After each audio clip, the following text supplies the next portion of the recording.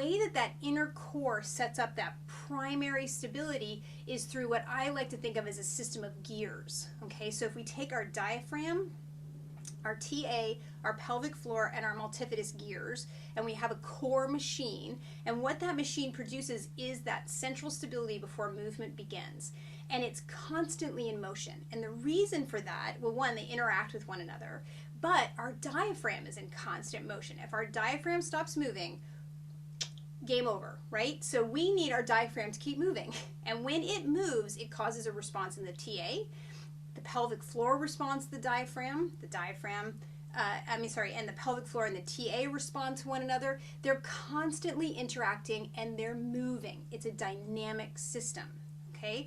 But what happens when we take our TA, for example, which is sort of the current main way that we're handling core training, and it freezes, right? So we ask our clients, or you yourself in your programming, pull your navel really hard to your spine.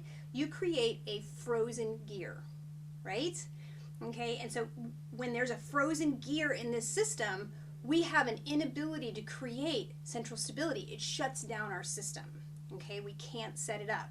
Then the other thing we like to do is create an isolated contraction, let's say, of our pelvic floor. So if we take our Kegel example and we take our gear out, right, put it over here, shine it up, and train it in secret where no one knows what you're doing, right, in the closet, in the dark, and we contract it, and we contract it, and we contract it, how well do our remaining 3 gears in our machine work when we have a gear missing?